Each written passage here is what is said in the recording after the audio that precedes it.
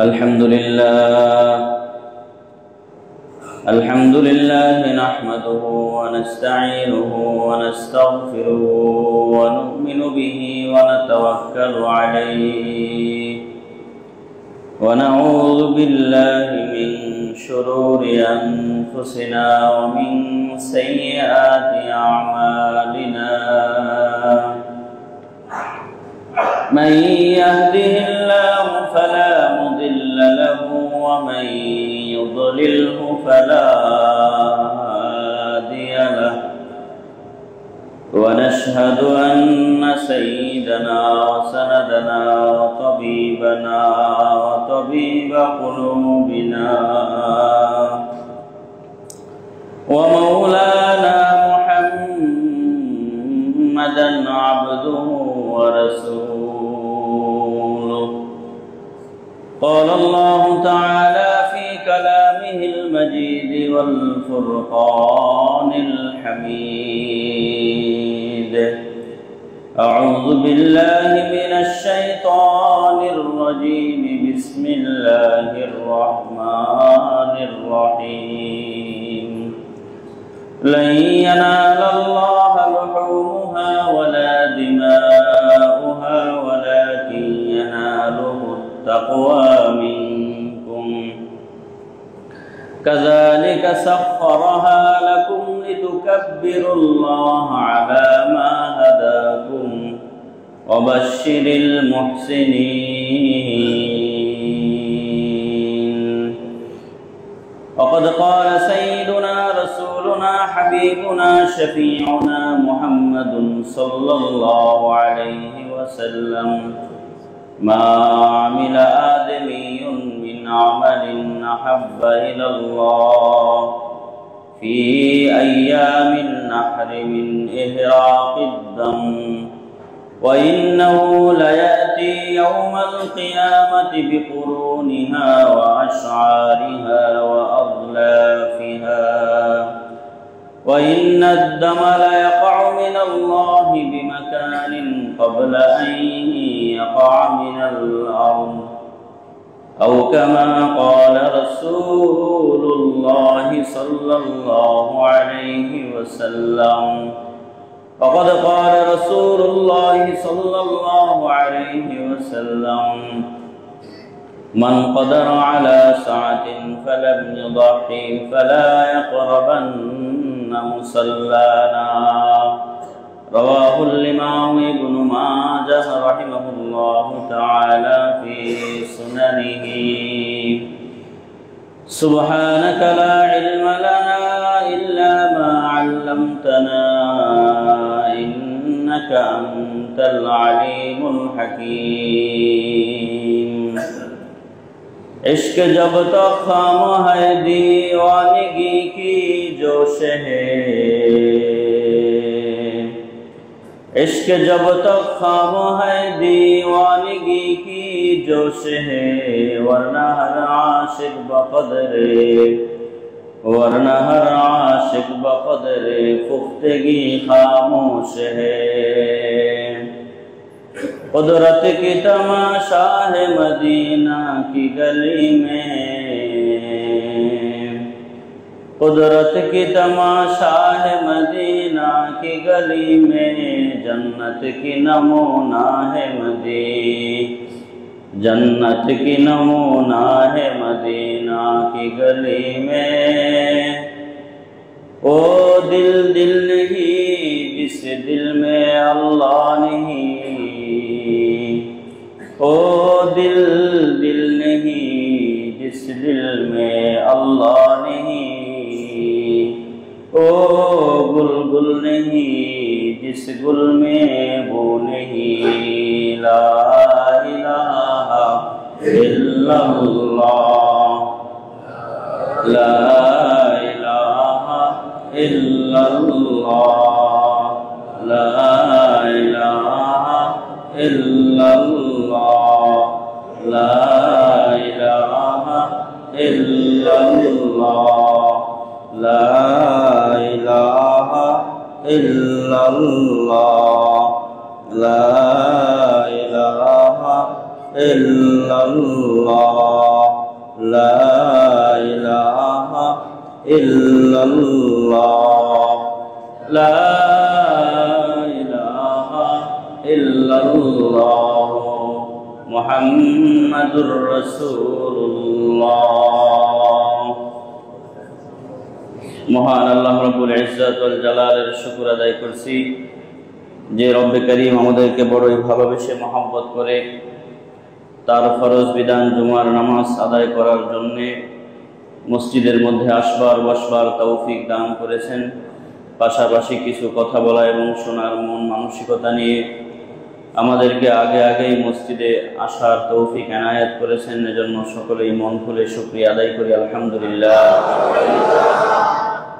মুহতারাম হাজিরিন, আর মাত্র কয়েকদিন পরেই মুসলমানদের জন্য আল্লাহর পক্ষ থেকে নির্ধারিত যে দুটি আনন্দের উৎসবের দিন, তন্মধ্যে সবচেয়ে আনন্দ এবং উৎসবের একটি গুরুত্বপূর্ণ আমল আমাদের সামনে অত্যাসন্ন, আর সে আমল হচ্ছে ঈদুল আযহা তথা কোরবানির ঈদ উদযাপন করা। ঠিক কিনা বলেন? এই কোরবানির ঈদ যেহেতু মুসলমানদের সামনে বছরে মাত্র একবার আসে, একবারেই আমরা কোরবানির ঈদ পালন করে থাকি। এজন্য কোরবানি কেন্দ্রিক বেশ কিছু বিষয় নিয়ে আমাদের মধ্যে ধোঁয়াশা আছে। কোরবানির অনেক বিষয় আমাদের সামনে এখনো পর্যন্ত সুস্পষ্ট নয়। এজন্য আজকের আলোচ্য বিষয় নির্ধারণ করেছি কোরবানি কি, কোরবানির লক্ষ্য উদ্দেশ্য কি, এবং যারা কোরবানি করে না বিশ্বনবী সাল্লাল্লাহু আলাইহি ওয়াসাল্লাম তাদের ব্যাপারে কি বলেছে, আর সর্বশেষ কিছু মাসআলা নিয়ে আপনাদের সামনে মুযাকারা করব। আল্লাহ তাআলা যা বলবো হৃদয়ের গহীন থেকে ইখলাসের সাথে বলার তৌফিক দান করেন। যারা শুনবো আল্লাহ তাআলা ইখলাসের সাথে আমলের নিয়তে কথাগুলো শুনবার তৌফিক দান করেন। প্রিয় ভাই ও বন্ধুগণ, কোরবানি কি, এই প্রশ্নের উত্তর রয়েছে স্বয়ং নবীজি সাল্লাল্লাহু আলাইহি ওয়াসাল্লামের হাদিসের মধ্যে। ইবনে মাজাহ শরীফ এর 3127 নম্বর হাদিস, হযরত যায়েদ ইবনে আরকাম রাদিয়াল্লাহু তাআলা আনহু থেকে হাদিস বর্ণিত। তিনি বলেন যে নবী আলাইহিস সালাতু ওয়াস সালামের সাহাবীরা একদিন নবীজিকে প্রশ্ন করতেছিলেন যে মা হাযিহিল আযাহি ইয়া রাসূলুল্লাহ, হে রাসূল এই কুরবানি কি? এটা তো আমরা বুঝলাম না, কুরবানির বিষয়টা আসলে কি? তো নবীজি সাল্লাল্লাহু আলাইহি ওয়াসাল্লাম তখন বলেছেন সুন্নাতা আবিকুম ইব্রাহিম, এই কুরবানি হচ্ছে তোমাদের পিতা ইব্রাহিম আলাইহিস সালাতু ওয়াস সালামের সুন্নত। এখন সুন্নত বলতে আমরা বুঝি এক জিনিস, আসলে সুন্নতের দুটি অর্থ রয়েছে। এক নম্বর হচ্ছে সুন্নত মানে হলো আদর্শ, নম্বর দুই হলো সুন্নত মানে হলো শরীয়তের বিধানের স্তর, শরীয়তের বিধানের স্তর। যেমন ইসলামী শরিয়ায় আমরা যত আমল করি, নামাজ পড়ি, রোজা রাখি, হজ করি, যাকাত দেই, নফল আমল করি, সুন্নত পড়ি, মুস্তাহাব্বাত আদায় করি, মানদুবাত আদায় করি, এই সব কিছুই আমাদের রসুলের আদর্শ। ঠিক কিনা বলেন? যাই করি আমরা, কি বলেন, যদি কোনো একটা ওয়াজিব আমল করি, এটা কি আমাদের রসুলের আদর্শ নয়? যদি সুন্নতের অর্থ আদর্শ ধরি, তাহলে যাই করব, যাই পালন করব, এই সবই আমাদের রসুলের আদর্শ। এই হিসেবে কুরবানি এটা নবী ইব্রাহিম আলাইহিস সালাতু ওয়াস সালামের সুন্নত, অর্থাৎ নবী ইব্রাহিম আলাইহিস সালাতু ওয়াস সালামের আদর্শ, যা আমরা পালন করে থাকি। কিন্তু আমাদের শরীয়তে কোরবানি করা কিন্তু সুন্নত নয়। আমাদের শরীয়তে কোরবানি করা হচ্ছে একটা স্তরে চলে যাবে, সামর্থ্যবানদের জন্য কোরবানি করা এটা ওয়াজিব। এখন আপনি আমাকে এই প্রশ্ন করার কোনো সুযোগ নাই যে হুজুর হাদিসে তো বলা হলো সুন্নত, অতএব সুন্নত করলেও কোনো সমস্যা নাই, না করলেও সমস্যা নাই। কোটিপতি ব্যক্তি সেও যদি কোরবানি না দেয়, যেহেতু রাসূল হাদিসে সুন্নত বলছেন, তাহলে তো সমস্যা হওয়ার কথা না। এজন্য এই বিষয়টা ভেঙে দিলাম, পরিষ্কার করে দিলাম। সুন্নতের দুই অর্থ, এক নম্বর হলো সুন্নত মানে আদর্শ, আরেকটা হলো সুন্নত যেটা ইসলামী শরীয়তের স্তর। এই সুন্নত দ্বারা উদ্দেশ্য হলো নবী ইব্রাহিমের আদর্শ, নবী ইব্রাহিমের সুন্নত তথা আদর্শ। কিন্তু আমাদের শরীয়তে কোরবানি করা কিন্তু সুন্নত নয়, আমাদের ইসলামী শরীয়তে সামর্থ্যবান ব্যক্তিদের উপরে কোরবানি করা ওয়াজিব। যদি কেউ বিতরের নামাজ না পড়ে সুস্থ সবল থাকার পরেও সে যেমন আল্লাহর কাঠগড়ায় তাকে দাঁড়াতে হবে, জবাবদিহিতার সম্মুখীন হতে হবে, ঠিক তেমনিভাবে যদি কেউ সামর্থ্যবান হওয়া সত্ত্বেও, সচ্ছলতা থাকা সত্ত্বেও, সাহেবে নেশাব হওয়ার পরেও যদি কোরবানি না দেয়, অবশ্যই অবশ্যই তাকে আল্লাহর কাছে জবাবদিহিতার কাঠগড়ায় দাঁড়াতে হবে। এবার আসেন, কোরবানি কি? কোরবানি হচ্ছে, এর শাব্দিক অর্থ হলো নৈকট্য লাভ করা। কোরআনে আল্লাহ তাআলা বলেছেন, ওয়ালা তাকরাবুজ জিনা ওয়ালা তাকরাবা হাযিহিশ শাজারা, যে তোমরা জিনার নিকটবর্তী যেও না, তোমরা এই গাছের নিকটে যেও না। আদম এবং হাওয়া আলাইহিস সালামকে আল্লাহ তাআলা বলেছেন যে তোমরা এই গাছের কাছে যেও না। তাহলে কোরবানি এটা কুরবুন ধাতু থেকে নির্গত হয়েছে, আর কুরবুনের অর্থ হলো নৈকট্য লাভ করা। আর পরিভাষায় কোরবানি বলা হয় ইসমু মা যুবিহা বিহি, যার মাধ্যমে যা জবাই করা হয়, ইসমু মা তুকুররিবা বিহি মিন যাবহিন আও গায়রিহি, জবাই করার মাধ্যমে আল্লাহর নিকটবর্তী যেই জিনিসের মাধ্যমে হওয়া যায় তার নামেই হলো কোরবানি, তার নামেই হলো কি? অতএব বোঝা গেল যে কোরবানি করবে ইখলাসের সাথে, কলিজাটা ভরা ইখলাস থাকবে, তাকওয়া থাকবে, এই কোরবানি করার মাধ্যমে সেই বান্দা আল্লাহ তাআলার কাছে চলে যাবে, আল্লাহ তাআলার নিকটবর্তী হয়ে যাবে। বোঝা গেল কোরবানি এটা অনেক বড় ইবাদত, যে ইবাদতের মাধ্যমে আল্লাহ তাআলার নিকটবর্তী হওয়া যায়। 3 নম্বর বিষয়, কোরবানির উদ্দেশ্য কি? কোরবানির উদ্দেশ্য হলো অনলি ওয়ান, একমাত্র, কেবলমাত্র, শুধুমাত্র একটাই উদ্দেশ্য, রেজায়ে মাওলা তথা আল্লাহ তাআলার সন্তুষ্টি অর্জন। বলেন সবাই আমার সাথে, কোরবানির উদ্দেশ্য কি? আল্লাহ তাআলার সন্তুষ্টি অর্জন। এছাড়া যদি অন্য কোনো ভিন্ন কোনো মাকসাদ, মুরাদ আর উদ্দেশ্য থাকে, এখনই নিজের ভেতর থেকে এটারে বের করে দেন, এটারে এখনই জাদুঘরে পাঠিয়ে দেন। এই ধরনের কোনো উদ্দেশ্য আমাদের অন্তরের মধ্যে থাকতে পারবে না। আমি লক্ষ লক্ষ টাকা খরচ করে কুরবানি করব, এই কুরবানির একমাত্র উদ্দেশ্য হবে আমার গরু মোটা তাজা কত হলো এটা দেখবার বিষয় নয়, আমার পশুদের কতগুলো গোস্ত হলো এটাও দেখবার বিষয় নয়, আমার ভাগীদারদের মধ্যে কে ভালো কে খারাপ সেটাও আমার দেখার বিষয় নয়। আমার সবচেয়ে বেশি, সবচেয়ে বড় উদ্দেশ্য থাকতে হবে আমার মালিকের সন্তুষ্টি, আমার মালিকের সন্তুষ্টি। মনে রাখবেন, জবাই যেই করুক, কুরবানির পশু জবাই হয়ে যাবে। যত বড় ইমাম সাহেব, খতিব সাহেব আপনার পশুর উপর দিয়া ছুরি চালাক, আপনার পশু জবাই নিশ্চিত হয়ে যাবে। যেই জবাই করুক পশুর গোস্ত আপনি খেতে পারবেন, যেই জবাই করুক এই গোস্ত আপনার ঘরে যাবে। কিন্তু খবরদার, যদি আল্লাহর সন্তুষ্টি অর্জন করা উদ্দেশ্য না হয়, আপনার ঘরে এই গোস্ত থেকে যাবে, আল্লাহর আরশে আজিম পর্যন্ত আপনার সেই কোরবানি পৌঁছবে না, আপনার সেই কোরবানি পৌঁছবে না। যদি আল্লাহ পর্যন্ত পৌঁছাতে হয় তাহলে আপনাকে কোরবানি করতে হবে আল্লাহর সন্তুষ্টির জন্য। ও আমার ভাইয়েরা, যদি আপনি নিয়তটাকে একটু চেঞ্জ করেন, পরিবর্তন করেন, আল্লাহ কিন্তু আপনার গোস্ত খেতে আসবেন না। আল্লাহ কিন্তু ফেরেশতাদেরকে পাঠাবেন না, যাও লাল মসজিদের অমুক মুসল্লির গোস্ত 3, 4, 5 কেজি 10 কেজি আমার আকাশে নিয়ে আসো। আল্লাহ কিন্তু এইভাবে কোনো ফেরেশতাকে কমন করবেন না, আদেশ দিবেন না। আল্লাহ তাআলা এটাই চায় যে আমার বান্দা কি করে, আমার বান্দা তার কলবটা কি ধরনের উদ্দেশ্য নিয়ে সামনে আগাচ্ছে। ও আমার ভাইয়েরা, কুরবানির দিন কেউ থাকে রশি নিয়ে ব্যস্ত, কেউ থাকে দড়ি নিয়ে ব্যস্ত, কেউ থাকে গলার মালা নিয়ে ব্যস্ত, কেউ থাকে পশুর জবাই কার্য নিয়ে ব্যস্ত, বাড়িওয়ালা সার্বক্ষণিক এই পশুটাকে নিগরানি করে, আবার কেউ থাকে গোস্ত বন্টন নিয়ে ব্যস্ত, গোস্ত ভাগাভাগি নিয়ে ব্যস্ত, আবার কেউ এই গোস্তকে কাটাকাটি নিয়ে ব্যস্ত থাকে। কিন্তু আমার আল্লাহ রাব্বুল আলামিন ব্যস্ত থাকে আপনার কলবটা দেখা নিয়ে। আপনার কলবের কি হালত, আপনার দিলের কি হালত, আপনার দিলটা কি তাকওয়া দিয়ে পরিপূর্ণ কিনা, আমার রব, আমার মালিক সেটা দেখা নিয়ে ব্যস্ত থাকেন। এজন্য আমার ভাইরা, আমার বন্ধুরা, সূরা হজের 37 নম্বর আয়াতের মধ্যে রব্বুল আলামিন বলেন, বিসমিল্লাহির রহমানির রহিম, লা ইয়ানালাল্লাহু লুহুমুহা ওয়ালা দিমাউহা ওয়ালাকিন ইয়ানালুহুত তাকওয়া মিনকুম। ও বনি আদম, তোমাদের পশুর গোশত আল্লাহ তাআলার কাছে যায় না, তোমাদের পশুর রক্ত আল্লাহর কাছে যায় না, কিন্তু আল্লাহ তাআলার কাছে একটা জিনিস যায়, সেটা হলো তাকওয়া। তাকওয়া ছাড়া আল্লাহর কাছে আর কিছুই যায় না। শাইখ নাসিরউদ্দিন আলবানী রাহিমাহুল্লাহ সহিহুল জামের মধ্যে হাদিস এনেছেন। তিনি বলেন, বিশ্বনবী সাল্লাল্লাহু আলাইহি ওয়াসাল্লাম বলেছেন, ইন্নাল্লাহা লা ইয়ানজুরু ইলা সুওয়ারিকুম ওয়া আমওয়ালিকুম ওয়ালাকিন ইয়ানজুরু ইলা কুলুবিকুম ওয়া আমালিকুম। নিশ্চয় আল্লাহ রাব্বুল আলামিন তোমাদের মালের দিকে তাকান না, তোমাদের সূরত, তোমাদের সিরত, চেহারার দিকে তাকান না, একমাত্র আল্লাহ তাআলা তাকান তোমাদের কলবের দিকে। কলবের ভেতরে যদি তাকওয়া থাকে, তাহলে এই তাকওয়ার কারণে আল্লাহ তাআলার কাছে আপনার আমার সব আমলগুলোই গ্রহণযোগ্য হয়ে যাবে। ঠিক কিনা বলেন?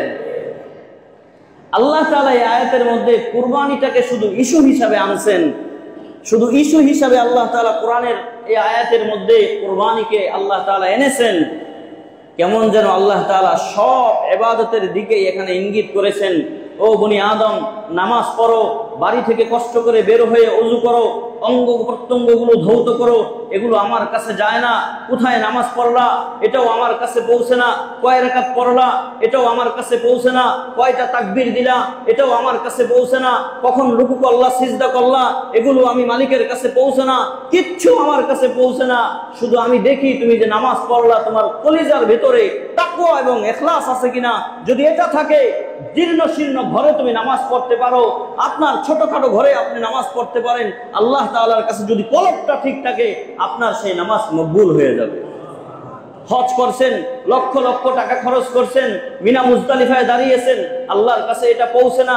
সাই বাইনা সাফা ওয়াল মারওয়া, আল্লাহর কাছে পৌঁছে না। জমজমের পানি পান করেছেন কি করেন নাই, আল্লাহর কাছে পৌঁছে না। 5 লক্ষ 7 লক্ষ টাকা খরচ করে হজ করে আসছেন, আল্লাহর কাছে এটা পৌঁছে না। আপনি ইহরামের কাপড় বেঁধেছেন, আল্লাহর কাছে এটা পৌঁছে না। ও আমার ভাইয়েরা, এই লক্ষ লক্ষ টাকা খরচ করার পিছনে কলিজাটা ভরা যদি ইখলাস থাকে আর তাকওয়া থাকে, ওই হজই আল্লাহ তাআলার কাছে কবুল হয়ে যায়। এজন্য কোটিপতি, ধনী, এরপরে আপনার শিল্পপতি, বড় বড় ধনী ব্যক্তিরা হজ করে, এমন হয় তার হজ কবুল হয় না। গরিব মানুষ 1 টাকা 2 টাকা করে ব্যাংকের মধ্যে জমা করে তারপরে সে হজ করে আসছে, তার হজটা আল্লাহর দরবারে কবুল হয়েছে। কি বলেন, ঠিক কি ঠিক না? এজন্য আল্লাহ তাআলা এখানে ইস্যু হিসেবে শুধু কুরবানির বিষয়টাকে এনেছেন। কেমন যেন আল্লাহ তাআলা সব আমলের দিকে ইঙ্গিত করেছেন। ও আমার ভাইয়েরা, যে আমলেই আমরা করি সব আমলের জন্যই আল্লাহ তাকায় থাকেন। ওয়ালাকিন ইয়ানজুরু ইলা কুলুবিকুম ওয়া আমালিকুম, তোমার আমল আর তোমার কলবের দিকে আমার আল্লাহ রাব্বুল আলামিন তার কুদরতি দৃষ্টি দিয়ে তাকায় থাকেন।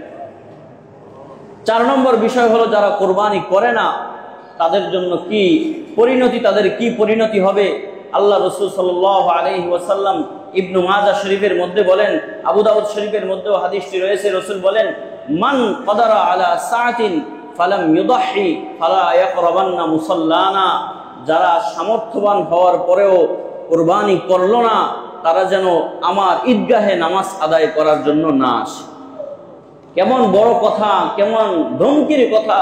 বিশ্বনবী বললেন, যারা সারা বছরও নামাজ পড়ে না, মসজিদের আশপাশেও আসে না, অন্তত পক্ষে তারা ঈদের নামাজটা আদায় করার জন্য মসজিদে আসে, বিশ্বনবী বলে দিলেন তার কোনো অধিকার নাই, তার এখানে মুখ দেখানোর কোনো সুযোগ নাই। যে সামর্থ্য থাকা সত্ত্বেও কুরবানি করলো না, তার আমার মসজিদে, আমার মুসল্লায় আর আমার ঈদগাহে আসার কোনো সুযোগ নাই। বিশ্বনবী সাল্লাল্লাহু আলাইহি ওয়াসাল্লামের হাদিস, তিরমিজি শরীফের 1507 নম্বর হাদিস, আকামা রাসূলুল্লাহ সাল্লাল্লাহু আলাইহি ওয়াসাল্লাম বিল মদিনাতি 10 সিনিন, রাসূলুল্লাহ সাল্লাল্লাহু আলাইহি ওয়াসাল্লাম মদিনাতে 10 বছর পর্যন্ত তিনি সেখানে অবস্থান করেছেন এবং প্রত্যেক বছর আল্লাহ রাসূল কুরবানি করেছেন। কোনো বছর রাসূল মিস দেন নাই। এর দ্বারা বোঝা যায় কুরবানি এটা কোনো সহজ ছেড়ে দেওয়ার মতো কোনো আমল নয়, বরং ওয়াজিব হয়েছে তো রাসূল করে ফেলেছেন, সাহাবীরা করেছেন। তৎপরবর্তী যুগের সমস্ত স্বাবলম্বী ইমানদার ব্যক্তিরা এই বিধান পালন করেছেন সুন্নত ইব্রাহিমের স্মরণে, এবং আমাদের শরিয়ায়ে ইসলামের ওয়াজিব বিধান তারা পালন করেছেন। অতএব এই মনস্থ করেন, যেই কোনোভাবে যদি আপনি সাহেবের নিসাব হন, আপনি যদি নিসাব পরিমাণ সম্পদের মালিক হন, তাহলে আপনাকে অবশ্যই কুরবানি করতে হবে। কুরবানি না করার কোনো সুযোগ নেই। 5ম বিষয়, যেটা আজকের সবচেয়ে গুরুত্বপূর্ণ, এই বিষয়টার উপরে দীর্ঘ আলোচনা করার জন্য আমি অন্যান্য সব বিষয়গুলোরে ছোট করে আনলাম, সংক্ষিপ্ত করে আনলাম। এখন থেকে কিছু প্রশ্ন, কিছু সওয়ালের জবাব আপনাদের সামনে পেশ করব। যদি আপনারা মনে করেন যে এই বিষয়টা আমার জানার দরকার, এই বিষয়টাতে আমার ধোঁয়াশা আছে, এই বিষয়টা আমার কাছে অস্পষ্ট, তাহলে আপনি জানার জন্য এখানে স্লিপ দিতে পারেন, কোনো সমস্যা নাই, ইনশাআল্লাহ এখান থেকে সঠিক জবাব দেওয়া হবে। আমি এখানে কয়েকটা প্রশ্ন নোট করে এনেছি, কেউ আমার কাছে প্রশ্ন করে নাই, কিন্তু আমি মনে করছি এই প্রশ্নগুলোর উত্তর দিলে উম্মতের ফায়দা হবে, এজন্য কিছু প্রশ্ন আপনাদের সামনে আমি নোট করে এনেছি। মনোযোগ সহকারে প্রত্যেকটা প্রশ্নের জবাব শোনার চেষ্টা করবেন। আল্লাহ তাআলা আমাদেরকে আমলের নিয়তে প্রতিটি প্রশ্নের জবাব শোনার তৌফিক দান করেন। 1 নম্বর বিষয়, কার উপরে কুরবানি ওয়াজিব। 2 নম্বর বিষয়, কুরবানির উপযুক্ত পশু কি কি। 3 নম্বর, কোন পশুর বয়স কত হতে হবে। 4 নম্বর, আপনার পশুতে যে সমস্ত ত্রুটি থাকলে সেই পশুগুলো দিয়ে কুরবানি হবে না। 6 নম্বর, ঋণগ্রস্ত ব্যক্তির উপরে কুরবানি ওয়াজিব হবে কিনা। আর 7 নম্বর, ঋণদাতা ব্যক্তির উপরে কুরবানি ওয়াজিব হবে কিনা। কেউ আছে ঋণ দেয়, কেউ আছে ঋণ নেয়, কেউ ঋণ দিয়ে সহযোগিতা করে, কেউ ঋণ নিয়ে সে নিজেকে একটু উপকার করার চেষ্টা করে। 7 নম্বর হলো হালাল মাল দ্বারা যদি কেউ কুরবানি না দেয় তাহলে তার কুরবানি হবে কিনা। এই বিষয়টা আমাদের সমাজে অনেক বেশি পরিমাণে ঘটতেছে। এরপরে 9 নম্বর বিষয় হলো যে যদি শরীকদের মধ্য থেকে কারো কুরবানি করার ক্ষেত্রে উদ্দেশ্য আল্লাহ তাআলার সন্তুষ্টি না থাকে, গোশত খাওয়া উদ্দেশ্য থাকে, হারাম মাল দ্বারা কুরবানি করে, তাহলে বাকি শরীকদের কুরবানি হবে কিনা। এরপরে 10 নম্বর বিষয়, নাবালেগের উপরে কুরবানি ওয়াজিব হবে কিনা। 11 নম্বর বিষয়, পিতা পুত্রর ইনকাম যদি যৌথ ইনকাম হয় তথা যৌথ ফান্ড হয়, পুত্র ইনকাম করে বাবার কাছে পাঠায়, বাবাও ওই ফান্ডের টাকা একসাথে রাখে, অর্থাৎ ফান্ড একটা, সদস্য অনেক, কামাই করে অনেকে মিলে, কিন্তু ফান্ড এক ফান্ডেই জমা হয়, তাহলে কয়জনের উপরে কুরবানি ওয়াজিব হবে। 11 নম্বর, শরিকানা কুরবানি জায়েজ আছে কিনা। 12 নম্বর, জবাইকারী ও কসাইকারীকে পারিশ্রমিক হিসেবে গোশত দেওয়া জায়েজ আছে কিনা। আর সর্বশেষ হচ্ছে 13 নম্বর, আল্লাহ রসুল সাল্লাল্লাহু আলাইহি ওয়াসাল্লাম অথবা মৃত ব্যক্তির পক্ষ থেকে কুরবানি করা জায়েজ কিনা। কি বলেন, এই প্রশ্নগুলো জানার দরকার নাই মনে হয়। তাহলে 1 নম্বর বিষয় মনোযোগ দিয়ে শোনেন, কুরবানি কার উপরে ওয়াজিব। কুরবানি কার উপরে ওয়াজিব? কুরবানির নির্দিষ্ট 3 দিনে, অর্থাৎ 10 জিলহজ সুবে সাদেকের পর থেকে 12 জিলহজ সূর্যাস্ত পর্যন্ত, সূর্য অস্তমিত যাওয়া পর্যন্ত কেউ যদি এই সময়টার মধ্যে নেশাব পরিমাণ সম্পদের মালিক হয় তাহলে তার উপরে কুরবানি ওয়াজিব। এই 3 দিন সময়ের মধ্যে কেউ যদি নেশাব পরিমাণ সম্পদের মালিক হয় তাহলে তার উপরে কুরবানি ওয়াজিব। এবার আসেন নেশাব কি, এটা আপনারা মোটামুটি জানেন, একবারে অল্প কথার মধ্যে বলে দিচ্ছি। 7.5 তোলা স্বর্ণ অথবা 52.5 ভরি রূপা কিংবা তার সমমূল্যের অর্থের মালিক যদি কেউ হয় তাহলে তার উপরে কুরবানি ওয়াজিব হবে। এখন কারো কাছে কিছু স্বর্ণ আছে যেই স্বর্ণটা নেশাব পরিমাণ না, 7.5 তোলা না, অল্প কিছু 1 তোলা 2 তোলা স্বর্ণ আছে, আর কিছুই নাই, তাহলে তার উপরে কুরবানি ওয়াজিব হবে না। কিন্তু 7.5 তোলা স্বর্ণ নাই, 1 তোলা অথবা অর্ধ তোলা অথবা অল্প কিছু সম্পদ স্বর্ণ তার আছে, পাশাপাশি তার কাছে কিছু রূপা আছে, কিছু নগদ অর্থ আছে, এই সবগুলো মিলিয়ে যদি রূপার নেশাব ক্রস করে, রূপার নেশাব পার হয়, অর্থাৎ 52.5 ভরি রূপার মূল্য বা তার থেকে বেশি হয়, তাহলে তার উপরে কুরবানি ওয়াজিব হয়ে যাবে। বর্তমানে যদি রূপার ভরি, আপনারা জানেন আমার থেকে ভালো, আমি যতটুকু জানি বর্তমানে 1600 টাকা যদি ভরি ধরি, তাহলে 52.5 ভরি রূপার দাম হয় 84,000 টাকার মতো। তাহলে বর্তমানে কুরবানির এই নির্দিষ্ট 3 দিনে কেউ যদি 84,000 টাকা অথবা স্বর্ণ রূপার মালিক হয় মিলিয়ে, তাহলে তার উপরে কি ওয়াজিব হবে? কুরবানি ওয়াজিব হবে। কোন নাবালেগ সন্তান কুরবানির 3 দিনে বালেগ হয়েছে, খুব খেয়াল করেন, কুরবানির দ্বিতীয় দিন মানে 11 জিলহজ কেউ বালেগ হয়েছে, আর এমত অবস্থায় তার কাছে নেশাব পরিমাণ সম্পদ আছে, তাহলে তার উপরে কুরবানি ওয়াজিব হবে। বাবা কুরবানি দিছে 10 জিলহজ কুরবানি দেওয়ার পরে বাবা মারা গেছে। এখন বাবা মারা যাওয়ার পরে নিয়ম অনুযায়ী বাবার সম্পত্তিতে ওয়ারিসরা হকদার হবে। এখন কোন এক সন্তান এই 10, 11, 12 এই নির্দিষ্ট 3 দিনের মধ্যে এই পরিমাণ সম্পদ মিরাজ সূত্রে পেয়েছে, যে সম্পদটা পাওয়ার কারণে সে সাহেবে নেশাব হয়ে গেছে, তাহলে তাকেও কুরবানি করতে হবে। কি কঠিন বিধান, খেয়াল করছেন? তাহলে তাকেও কি করতে হবে? কুরবানি করতে হবে। এবার আসেন কোন কোন সম্পদ আপনি নেশাবের ক্ষেত্রে গণ্য করবেন। 1 নম্বর হলো নগদ টাকা, 2 নম্বর স্বর্ণ, 3 নম্বর রূপা, 4 নম্বর হলো প্রয়োজনের অতিরিক্ত জমি। প্রয়োজনের অতিরিক্ত জমি, কোনো জমি আপনার আছে, ফসল ফলাদির কোনো কাজে লাগতেছে না, ফ্ল্যাট করে ভাড়া দেন নাই, এমন জমিও যদি আপনার থাকে যেই জমিটা আপনার সংসারের কোনো কাজে লাগতেছে না, এমনিতেই পড়ে আছে, তাহলে ওই জমির বিকৃত টাকা বা ওই জমির মূল্যও যদি নেশাব পরিমাণ হয়, তাহলে ওই জমির একটা অংশ বিক্রি করে হলেও আপনাকে কুরবানি করতে হবে। কিন্তু যদি ফ্ল্যাট করে ভাড়া দিয়েছেন, তাহলে ওই জমির উপরে কুরবানি ওয়াজিব হবে না। তবে যেই ভাড়াটা আপনি সেখান থেকে পাচ্ছেন, সেই ভাড়া যদি নেশাব পরিমাণ হয়, তাহলে আপনাকে কুরবানি করতে হবে। 2 নম্বর বিষয় হচ্ছে কোন কোন পশুর উপরে কোন কোন পশু দিয়ে কুরবানি করা যায়। এই ক্ষেত্রে মনোযোগ দিয়ে শুনেন। 1 নম্বর আল ইবিল তথা উট, 2 নম্বর আল বাকর তথা গরু গাভী, 3 নম্বর আল জামুস তথা মহিষ, 4 নম্বর 5 নম্বর 6 নম্বর আল মাস আশাত। এরপরে এই 3টা অর্থাৎ দুম্বা, বকরি, খাসি। দুম্বা, বকরি, খাসি, বড় 3 ধরনের পশু আর ছোট 3 ধরনের পশু, এই 6 ধরনের পশু দিয়ে কুরবানি করা জায়েজ। বোঝা গেল, এই 6 ধরনের পশু ছাড়া অন্য কোনো পশু দিয়ে কুরবানি করা কি হবে না? জায়েজ হবে না। মনে রাখবেন, গোস্ত খাওয়া জায়েজ হওয়া এক বিষয়, কুরবানি করা জায়েজ হওয়া আরেক বিষয়। হরিণের গোস্ত খাওয়া জায়েজ, কিন্তু হরিণ দিয়ে কুরবানি করা কি হবে না? জায়েজ হবে না। গয়াল, বর্তমানে এক ধরনের পশু আছে গয়াল, আপনারা হয়তো কেউ নাম শুনছেন, এটাকে বলা হয় পাহাড়ি গরু, জংলি গরু। চট্টগ্রামের বিভিন্ন জায়গায় এখন গয়াল এটা খামারে বিক্রি করা হচ্ছে, এবং চট্টগ্রামের মানুষ যেহেতু গয়ালটা গরুর থেকে সাইজে একটু বড় হয়, গোস্ত একটু বেশি হয়, শুনলাম সুস্বাদুও হয়, এজন্য তারা কি করতেছে, গরুর পরিবর্তে গয়াল খামার থেকে বুকিং দিচ্ছে ক্রয় করার জন্য। ও মুসলিম উম্মত, একটু বোঝা দরকার, এত টাকা খরচ করলাম একটু গোস্ত বেশি খাওয়ার জন্য, ইসলামী শরিয়ার নির্দেশের বাইরে গিয়ে আমি এই সমস্ত পশু দিয়ে কুরবানি দিচ্ছি। হ্যাঁ, আপনি খেতে পারেন, কিন্তু কুরবানি দিতে পারেন না। মোহাম্মদপুর সাদেক এগ্রো ফার্মে বর্তমানে অনেক গয়াল সেখানে রাখা হচ্ছে, এবং মানুষ বিত্তশালীরা তারা সেখান থেকে গয়াল কুরবানি দেওয়ার জন্য বুকিং দিচ্ছে।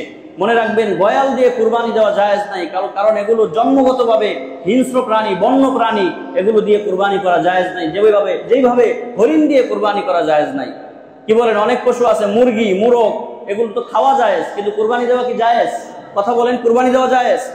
এজন্য আপনি বলবেন যে হুজুর, আমরা তো জানি গৃহপালিত পশু দিয়ে কুরবানি দেওয়া জায়েজ। হ্যাঁ, গৃহপালিত পশু দিয়ে কুরবানি দেওয়া জায়েজ, ওই প্রাণীগুলো দিয়ে, যেই প্রাণীগুলো জন্মগতভাবে গৃহপালিত হয়ে জন্ম হয়। কিন্তু গয়াল, হরিণ, এগুলোকে আপনি ধরে এনে 1 মাস 2 মাস বাড়িতে লালন পালন করে ফতোয়া দিবেন যে এটা তো গৃহপালিত পশু, এই সমস্ত ফতোয়া দিয়ে কাজ হবে না। এই 6 ধরনের পশুর বাহিরে অন্য কোনো পশু দিয়ে কি দেওয়া যাবে না? কুরবানি দেওয়া যাবে না। এরপরে যদি আপনি দেন, সেটা আপনার ব্যক্তিগত ব্যাপার, ওমা আলাইনা ইল্লাল বালাগ। আচ্ছা, ভেড়া দিয়ে কুরবানি জায়েজ হবে এই প্রকারের অন্তর্ভুক্ত হওয়ার কারণে।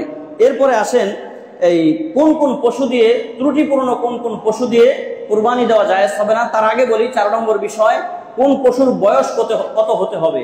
1 নম্বর, উটের বয়স 5 বছর, গরু, গাভী এবং মহিষের বয়স 2 বছর, সর্বনিম্ন 2 বছর হতে হবে। আর বাকি যেই 3 প্রকার প্রাণী আছে, ছাগল, ভেড়া, দুম্বা, এগুলোর ক্ষেত্রে 1 বছর হতে হবে। 1 বছর হতে হবে। হ্যাঁ, এখন যদি আপনার ভেড়া অথবা খাসি, এই প্রকৃতির প্রাণীগুলো 6 মাস হয়েছে, কয় মাস? 6 মাস, কিন্তু এত বড়, দেখতে শুনতে মোটা তাজা, স্বাস্থ্যবান, এগুলোকে যদি 1 বছরের প্রাণীর মাঝখানে ছেড়ে দেওয়া হয়, তাহলে ডিভাইড করা মুশকিল হয়ে যাবে যে 6 মাসের কোনটা, 1 বছরের কোনটা। যদি এই প্রকৃতির প্রাণী হয়, বয়স 6 মাস হয়েছে কিন্তু দেখতে অনেক বড় সড়ো, তাহলে ওই ধরনের খাসি এবং আপনার ওই ধরনের খাসি দিয়ে, দুম্বা দিয়ে কুরবানি দেওয়া যাবে। তবে হ্যাঁ, এই কথা মনে রাখবেন, বকরির বয়স যদি 1 বছরের থেকে 1 দিনও কম হয়, তাহলে সেই বকরি দিয়ে কুরবানি করা জায়েজ হবে না। বকরির ক্ষেত্রে 1 বছর হওয়াটা লাজেম, আবশ্যক। বাকি দুই প্রাণী, এটা যদি 6 মাসের বেশি হয়, তাহলে সেগুলো দিয়ে কুরবানি দেওয়া জায়েজ হবে। শর্ত হলো দেখতে শুনতে বড় সড়ো হতে হবে। এরপরে আসেন 5 নম্বর, ঋণগ্রস্ত ব্যক্তির উপরে কুরবানি ওয়াজিব কিনা। এক বেটায় ঋণ করছে, এখন এই বেটার উপরে কুরবানি ওয়াজিব হবে কিনা, এই প্রশ্নের উত্তর হচ্ছে, সে কি পরিমাণ টাকা ঋণ করেছে। কথার কথা, 1 লক্ষ টাকা সে ঋণ করেছে, সে মালিক হলো, তার প্রয়োজনের অতিরিক্ত সম্পদ সব মিলিয়ে সে 5 লক্ষ টাকার মালিক। এখন 1 লক্ষ টাকা ঋণ পরিশোধ করে দিলেও সে আরো কয় লক্ষ টাকার মালিক থাকতেছে? 4 লক্ষ টাকা। যদি এইভাবে ঋণ পরিশোধ করে দেওয়ার পরেও সে সাহেবে নেশাব থাকে, তাহলে তার উপরে কোরবানি ওয়াজিব হবে। আর যদি এর ব্যতিক্রম হয়, অর্থাৎ ঋণ পরিশোধ করতে গেলে সে সাহেবে নেশাব থাকে না, তার নেশাব থেকে সম্পদ কমে যাচ্ছে, তাহলে তার উপরে কোরবানি ওয়াজিব নয়। অনেক মানুষ আছে যারা ঋণ করে আল্লাহর মহব্বতে কোরবানি করে। মনে রাখবেন, এইভাবে যদি আল্লাহর মহব্বতে ভালোবাসা নিয়ে ঋণগ্রস্ত ব্যক্তি কোরবানি করে, তাহলে তার কোরবানি আদায় হয়ে যাবে। তবে উচিত হচ্ছে মানুষের হক আগে ঋণ পরিশোধ করে দেওয়া। কারণ আপনি যে আরেক বেটার ঋণ নিয়ে কোরবানি করবেন, এমনও তো হতে পারে যার থেকে ঋণ নিয়েছেন সে ঋণ দেওয়ার কারণে কোরবানি দিতে পারতেছে না। আপনি যদি ঋণটা পরিশোধ করে দেন, তাহলে সে কি করতে পারবে? কোরবানি করতে পারবে। এরপরে ঋণদাতা ব্যক্তি যে ঋণ দিয়েছে তার উপরে কোরবানি ওয়াজিব কিনা। এখন আপনি আরেকজনকে ঋণ দিয়েছেন, যাকে ঋণ দিয়েছেন সেটা দুই পদ্ধতির হবে। এক নম্বর, অনেক দিন পরে দিবে, নগদে দেওয়ার কোনো সম্ভাবনা নাই, নগদে পরিশোধ করার কোনো সম্ভাবনা নাই। আরেক প্রকার ঋণ আছে যে ঋণটা আপনি পেয়ে যাবেন, চাইলেই পেয়ে যাবেন। যদি এরকম হয়, এই প্রকৃতির ঋণ হয় যে ঋণটা আপনি চাইলেই সাথে সাথে ঋণ গ্রহীতা সে দিয়ে দিবে, তাহলে ওই টাকা এবং আপনার কাছে থাকা টাকা, এই দুটো যদি একসাথে মিলে সাহেবে নেশাব আপনি হন, তাহলে আপনার উপরে কোরবানি ওয়াজিব হবে। আর যদি এমন হয় যে ঋণের টাকাটা এখন চাইলে দিবে না, 2 বছর 3 বছর 5 বছর সে সময় নিয়েছে, তাহলে হাতে আসার আগ পর্যন্ত আপনি যদি সাহেবে নেশাব না হন, আপনার কাছে যে সম্পদ আছে তা যদি নেশাব পরিমাণ না হয়, তাহলে আপনার উপরে কোরবানি ওয়াজিব হবে না। এরপরে সবচেয়ে গুরুত্বপূর্ণ বিষয় আমার ভাইয়েরা, হারাম মাল দ্বারা কোরবানি করলে কোরবানি হবে কিনা, এটা খুব মনোযোগ সহকারে শুনেন। আপনার সাথে আমার কোনো শত্রুতা নাই, আপনাদের সবার সাথে আমার বন্ধুত্ব ছাড়া আর কোনো সম্পর্ক নাই। যেটা পেয়েছি হাদিস কোরআন গেটে তাই বলতেছি। এর ব্যতিক্রম বলে আমি গুনাহগার হব, অতএব ব্যতিক্রম বলে আমার কি লাভ। হারাম টাকা দিয়ে কুরবানি করলে কুরবানি আদায় হবে না। সুদের টাকা, ঘুষের টাকা, আর দোকানদারিরা ওজনে কম দেওয়ার টাকা, পরের সম্পদ আত্মসাৎ করা টাকা, জুলুম করে গরিবের হক নষ্ট করা টাকা, এই টাকা দিয়ে যদি কেউ কুরবানি করে, তাহলে তার কুরবানি আদায় হবে না, তার কুরবানি আদায় হবে না। আপনি খুশি হন আর বেজার হন, আপনি যদি বলেন যে হুজুর এটা কোন ধরনের ফতোয়া হলো, হ্যাঁ ফতোয়া এটাই, হারাম মাল দিয়ে কুরবানি করলে কুরবানি হবে না। এমনকি বড় পশুতে, এক পশুতে 7 জন শরীক হওয়া যায়। বড় পশু, এক পশুতে কয়জন শরীক হওয়া যায়? 7 জন শরীক হওয়া যায়। বর্তমানে এক শ্রেণীর লোক বের হয়েছে যারা ফতোয়া দিয়ে বেড়াচ্ছে শরীকানা কুরবানি জায়েজ নাই। ও আমার ভাইয়েরা, মুসলিম শরীফের মধ্যে ইমাম মুসলিম রাহমাতুল্লাহ আলাইহি হাদিস এনেছেন। আল্লাহ রাসূল সাল্লাল্লাহু আলাইহি ওয়াসাল্লাম বলেন, আল্লাহ রাসূলের সাহাবীরা বলেন, হযরত জাবের বলেন, নাহারনা মা রাসূলিল্লাহি সাল্লাল্লাহু আলাইহি ওয়াসাল্লাম আমাল হুদাইবিয়া আল বাকারাত আন 7 ওয়াল জাজুর আন 7। হুদাইবিয়ার বছর আমরা রসুলের সাথে প্রতি উট এবং প্রতি গরুতে 7 জন শরীক হয়ে কুরবানি করেছি। 7 জন শরীক হয়ে কুরবানি করেছি। কি বলেন? এর দ্বারা বোঝা যায় না যে বড় পশুতে কুরবানি কি আছে? শরীকানা কুরবানি জায়েজ আছে। এখন এই শরীক সিলেক্টের ক্ষেত্রে, ভাই খুব মনোযোগ দিয়ে শুনেন, শরীক সিলেক্টের ক্ষেত্রে আপনি অবশ্যই সতর্ক থাকবেন। যদি আপনি মনে করেন আপনার কোনো শরীকের টাকা সুদ হওয়ার সম্ভাবনা আছে, তাকেও আপনি শরীক হিসেবে গ্রহণ করিয়েন না। কারণ যদি এমন করেন, তাহলে তার কুরবানি তো হবেই না, তার সাথে বাকি যারা শরীক আছে তাদের কারো কুরবানি সহি হবে না, তাদের কারো কুরবানি সহি হবে না। এবার আপনি বলেন, তাহলে হুজুর কি করব? আপনি কি করবেন? বড় পশু যদি কুরবানি দিতে না পারেন, ছোট পশু দেন, দুম্বা দেন, বকরি দেন। আপনার তো কুরবানিতে গোশত খাওয়ার উদ্দেশ্য না, গোশত তো সারা বছরই খান। এই কুরবানি হলো আল্লাহর ইবাদত। আল্লাহ যেভাবে করতে বলেছে আপনি সেভাবে করেন। আপনাকে কেনই বা বড় পশু দিতে হবে? আর বড় পশু বাধ্যতামূলক দিয়ে হারাম টাকা যার, তাকে শরীক করে কুরবানিটাকে নষ্ট করতে হবে, এর কি প্রয়োজন আছে আমাকে বলেন? আপনি ছোট পশু দেন, যদি এইভাবে শরীক না পান, সন্দেহপূর্ণ কোনো শরীককে আপনি দয়া করে সিলেক্ট করিয়েন না। এখন যদি বলেন তাহলে তো কুরবানি দেওয়া যাবে না, এইভাবে যদি মাসলা এত কঠিন হয়ে যায়, কুরবানি দেওয়া যাবে না। আচ্ছা, আপনি কুরবানি না দিলে আল্লাহর কি কোনো সমস্যা আছে? দুনিয়ার সবাই যদি কুফরি করে কাফের হয়ে যায়, আমার আল্লাহ রাব্বুল আলামিনের কোনো সমস্যা আছে? আল্লাহ তো নিজেই বলে দিয়েছেন, ওমান কাফারা ফাইন্নাল্লাহা গানিয়্যুন আনিল আলামিন। সবাই যদি কাফের হয়ে যায়, অমুসলিম হয়ে যায়, আমি আল্লাহর পরোয়া করার কোনো সময় নাই, আল্লাহর পরোয়া করার কোনো সুযোগ নাই। আল্লাহ এগুলো থেকে অমুখাপেক্ষী। আল্লাহর সম্মান যেমন ছিল তেমন আছে, এবং কিয়ামত পর্যন্ত আল্লাহ তাআলার সম্মান তেমনই থাকবে। ঠিক কিনা বলেন? আমাদের সবার কুরবানি যদি কবুল হয়ে যায়, আল্লাহর সম্মান যা ছিল তার থেকে একটুও বাড়বে না। আমাদের কারো কুরবানি যদি কবুল না হয়, তাহলে আল্লাহর সম্মান মর্যাদা যা আছে তার থেকে একটুও কমবে না। বোঝা গেল আল্লাহ তাআলা আমাদের প্রতি মুখাপেক্ষী না, আমরা আল্লাহর প্রতি মুখাপেক্ষী। আমাদের দরকার যেন আমাদের কুরবানি কবুল হয়, কারণ কবুল হইলেই লাভ, কবুল হইলেই লাভ। রাসূলুল্লাহ সাল্লাল্লাহু আলাইহি ওয়াসাল্লাম বলেন, মা আমিলা আদামিয়ুন মিন আমাল ইয়াওমান নাহরি আহাব্বা ইলাল্লাহ মিন ইহরাকিদ দাম ওয়া ইন্নাহু লা ইয়াতি ইয়াওমাল কিয়ামা বিকুরুনিহা ওয়া আশআরিহা ওয়া আযলাফিহা ওয়া ইন্নাদ দাম লা ইয়াকাউ মিনাল্লাহ ক্বাবলা আন ইয়াকা মিনাল আরদ। ও মুসলমান, বিশ্বনবী বলেন যে ইয়াউমে নহরের দিন তথা ঈদুল আজহার দিন আল্লাহর কাছে রক্ত প্রবাহিত করা এর থেকে উত্তম আমল আর নাই। এই রক্ত যদি বনি আদম তার দিল থেকে আল্লাহর জন্য প্রবাহিত করে, তাহলে রক্ত জমিনে পড়তে দেরি হয়, আল্লাহর কাছে সেই কুরবানি কবুল হতে দেরি হয় না, আল্লাহর কাছে সেটা কবুল হতে দেরি হয় না। বোঝা গেল যে হারাম সম্পদ, হারাম উপার্জন যাদের আছে, মেহেরবানি করে হারাম টাকা দিয়ে আমি কুরবানি করব না।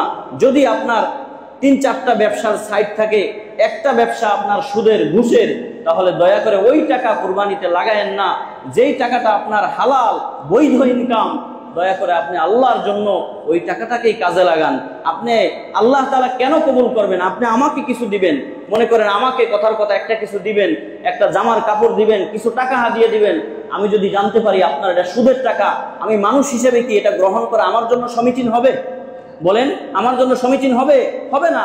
হারাম জানার পরে মানুষ যদি মানুষেরটা গ্রহণ না করে, তাহলে আল্লাহ কেন তার বান্দারটা গ্রহণ করবেন? মানুষ তো মানুষেরটা গ্রহণ করার পরে পাল্টা কিছু দেয় না, বরং গ্রহণ করে। আল্লাহ তো এটা গ্রহণ করার পরে আপনাকে মাফ করে দিবেন। আল্লাহ তো গ্রহণ করার পরে আপনার জীবনের সব গুনাহগুলো ক্ষমা করে আপনাকে পুত পবিত্র করে দিবেন। তাহলে কেন আমার আল্লাহ রাব্বুল আলামিন আপনার হারামটা গ্রহণ করবেন? কেন আপনার হারামটা গ্রহণ করবেন বলেন? এরপরে মাসালা হচ্ছে নাবালেগের উপরে কোরবানি ওয়াজিব হয় কিনা। দেখেন, কোরবানি ওয়াজিব হওয়ার জন্য একটা অন্যতম শর্ত হচ্ছে প্রাপ্তবয়স্ক হওয়া, প্রাপ্তবয়স্ক হওয়া, বালেগ হওয়া। অতএব নাবালেগের উপরে কোরবানি ওয়াজিব নয়। যদি নাবালেগ সে সাহেবে নেশাবও হয়, তার নেশাব পরিমাণ সম্পদ থাকে, তারপরেও কোরবানি ওয়াজিব না। তারপরে যদি পিতা মাতা মহাব্বতে, ছেলের মহাব্বতে কোরবানি করতে চায়, তাহলে এটা জায়েজ আছে।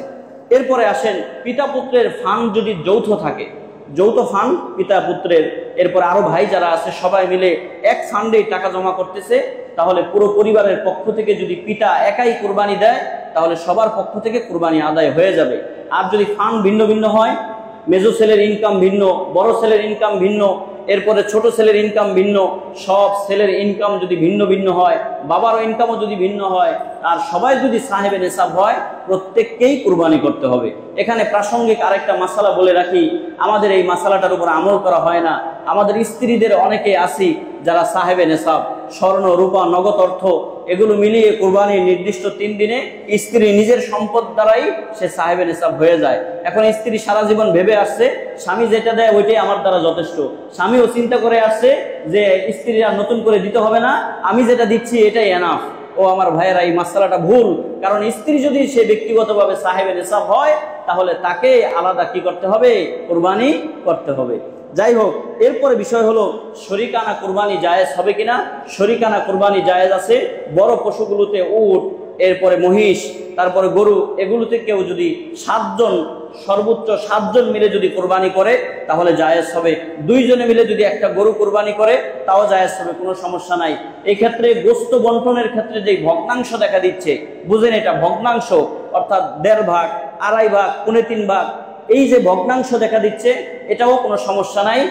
শর্ত হলো শরীকদের মধ্য থেকে কারো অংশ 1/7 কম হতে পারবে না। গোস্তটা, বড় পশুর গোস্ত যে ভাগ করলেন, এই ভাগ করার পর 7টা ভাগ করলে 1 ভাগ, এই 1 ভাগের থেকে কম কারো হতে পারবে না। 1 ভাগের বেশি হতে হবে। বেশি হওয়ার পরে যদি 1.5 ভাগ, 2 ভাগ, 2.5 ভাগ, 3.25 ভাগ, 4.5 ভাগ এরকমও হয়, তাহলেও কোনো সমস্যা নাই, শরিকানা কুরবানি জায়েজ আছে। তবে আবারও বলছি, এটা মাথায় রাখবেন, শরিক সিলেক্টের ক্ষেত্রে অবশ্যই আপনি সচেষ্ট থাকবেন। অবশ্যই আপনি খেয়াল রাখবেন আপনার শরিকদার শরিকানার কুরবানিতে আপনার শরিকদের কারো অংশই যেন হারাম না হয়, এটা খেয়াল রাখবেন।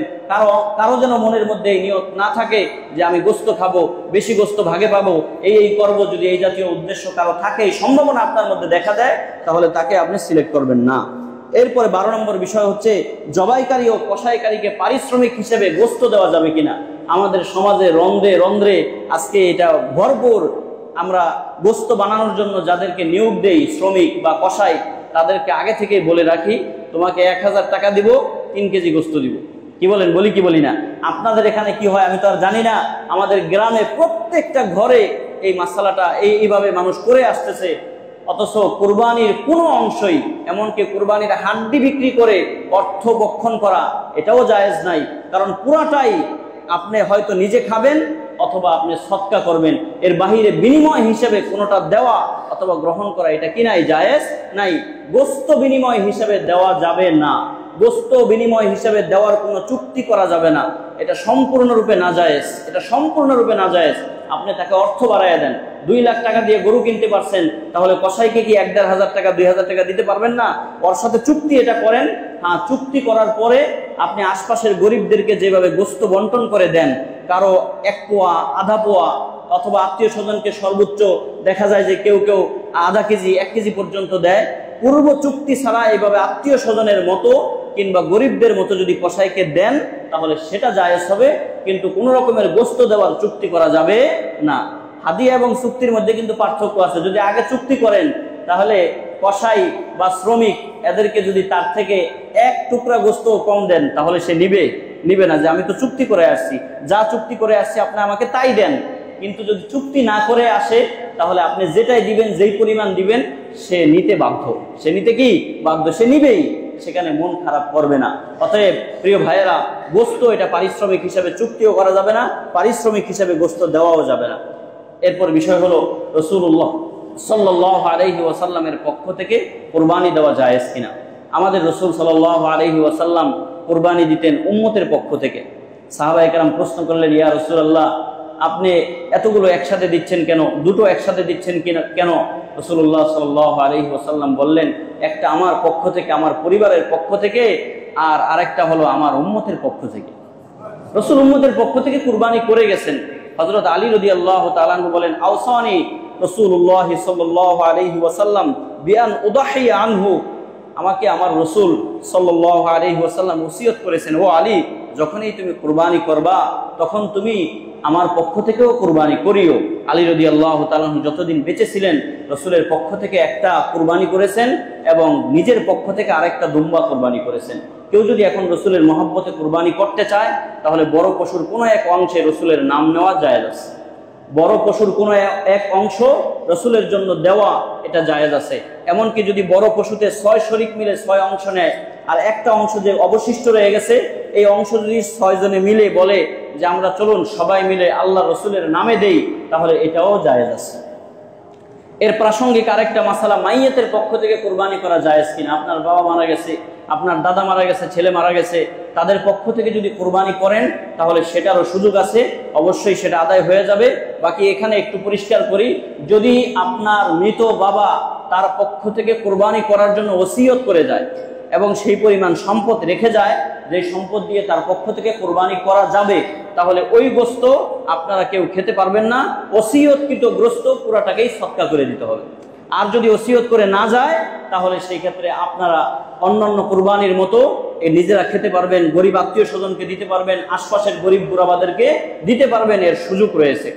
এরপর আরেকটা মাসালা বলি, সর্বশেষ মাসালা, কুরবানির সাথে আকিকা দেওয়া জায়েজ হবে কিনা। এটা নিয়ে সমাজে অনেক ধোঁয়াশা আছে, অনেক সমস্যা ফিতনা আছে। আকিকা এবং কুরবানি ভালো করে বুঝেন, এটা দুই ভিন্ন ভিন্ন ইবাদত।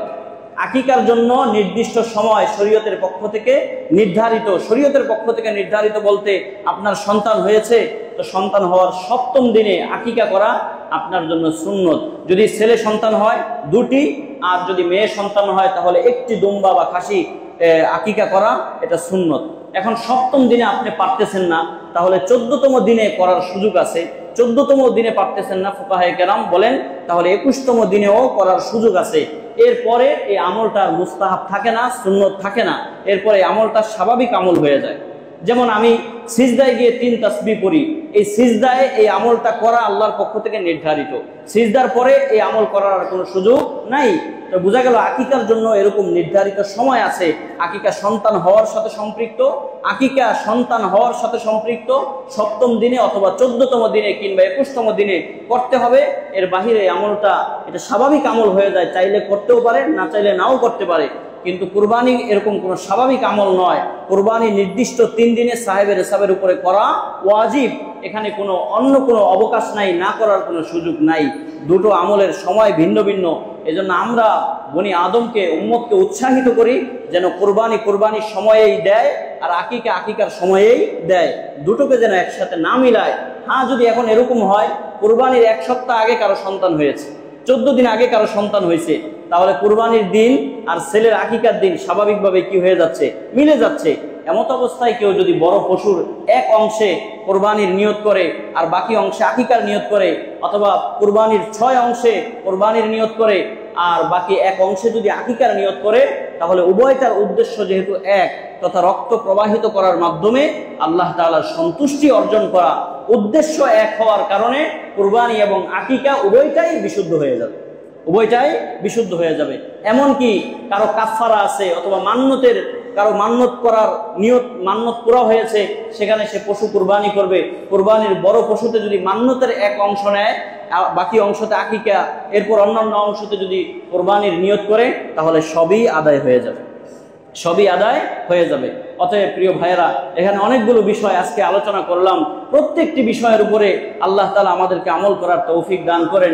বছরে মাত্র আল্লাহর সন্তুষ্টির জন্য আমি একদিন কোরবানি করব, কেন আমাকে সেখানে ভিন্ন নিয়ত করতে হবে? সেখানে আমার মাওলার রেজামন্দি ছাড়া, সন্তুষ্টি ছাড়া, রেজা ছাড়া ভিন্ন কোনো উদ্দেশ্য কেন আমার থাকবে? এজন্য আজকে এই বয়ান থেকে এই শিক্ষা গ্রহণ করেন যে ইনশাআল্লাহ আমি কোরবানি করব একমাত্র আমার আল্লাহ তাআলাকে খুশি করানোর জন্য, আর কারো খুশি আমার উদ্দেশ্য নয়। পশু কেমন হলো, হৃষ্টপুষ্ট হলো কি হলো না, স্বাস্থ্যবান হলো কি হলো না, মোটা তাজা এটা হলো কি হলো না, এ কোনোটাই আমার দেখার সুযোগ সময় এগুলো কিছুই নাই। বরং আমাকে একটা জিনিস অন্তত পক্ষে আজকে সিদ্ধান্ত নিতে হবে, আমি কুরবানি করব কার জন্য? আল্লাহর জন্য। আমি কুরবানি করব কার জন্য? আল্লাহর জন্য। অন্য কিছুই যেন আমাকে গ্রাস করতে না পারে। আর কুরবানি করার ক্ষেত্রে আমরা অবশ্যই আমার পার্শ্ববর্তী গরিব, বেশি মূল্য থাকার কারণে, দাম থাকার কারণে যারা বছরে একদিন গোস্ত কিনে খাওয়ার যাদের সুযোগ হয় না, ও আমার ভাইয়েরা, মেহেরবানি করে আপনাদের হাতে পায়ে ধরে বলি, ওই গরিবদের দিকে একটু খেয়াল রাখেন। আপনি ফ্রিজে ভরে পুরো ফ্রিজকে গোস্ত দিয়ে ভরে ফেলতেছেন, এটা কিন্তু সমীচীন না। উচিত হচ্ছে ওই গোস্তটাকে 3 ভাগে ভাগ করে 1 ভাগ গরিবদেরকে দিয়ে দেওয়া, আরেক ভাগ আত্মীয় স্বজনদেরকে দেওয়া, আরেক ভাগ আপনি নিজে গ্রহণ করা। এই আমলটা করা মুস্তাহাব। মুস্তাহাবের অর্থ হলো করলে সওয়াব আছে, না করলে কোনো গুনাহ নাই। এই ভাগে ভাগ করাটা ফরজ, ওয়াজিব নয়। তবে এই ভাগ করলে গরিবটা একটু উপকৃত হবে, গরিবদের দিকে আপনার একটু খেয়াল রাখা হবে। অতএব আমরা সবাই চেষ্টা করব গরিবদেরকে যেন একটা অংশ দেওয়া হয়। সর্বশেষ আরেকটা কথা বলছি, সমাজে অনেক মানুষ আছে যারা বাড়ি বাড়ি এসে চাওয়ার অভ্যাস নাই, এই নিম্ন স্বভাব অনেকের মধ্যে নাই। অনেক আলেমরা আছে যারা কারো কাছে চাইতে পারে না, অনেক গরিব ভাইয়েরা আছে কারো কাছে চাওয়ার জন্য বাড়ি বাড়ি আসে না। আবার অনেক আত্মীয় স্বজন আছে, তার আরেক আত্মীয় লক্ষ লক্ষ টাকা খরচ করে অনেকগুলো পশু কুরবানি দেয়, কিন্তু সম্মানের ভয়ে, ইজ্জতের ভয়ে সে তার আত্মীয়ের কাছে চাইতে আসে না। আপনারা দয়া করে খুঁজে খুঁজে এই মানুষগুলোকে কিছু গোস্ত দেওয়ার চেষ্টা করবেন, এদেরকে কিছু গোস্ত দেওয়ার চেষ্টা করবেন। এরা যেহেতু চায় না, চাওয়ার অভ্যাসটা আসলেই ভালো না, কিন্তু যারা না চেয়ে বাড়িতে বসে আছে তাদের দিকে যদি আমরা খেয়াল না রাখি, তাহলে কে রাখবে বলেন? যারা চাইতে আসে 10 বাড়ি ঘুরলে সে তো কিছু পায়, আর যে কারো কাছেই চায় না সে তো কিছুই পাচ্ছে না। অতএব তাদের দিকে আমরা খেয়াল রাখবো। যেই কথাগুলো আজকে আলোচনা হলো, বলনেওয়ালা, শুননেওয়ালা প্রত্যেককে আল্লাহ তাআলা আমল করার তৌফিক দান করেন।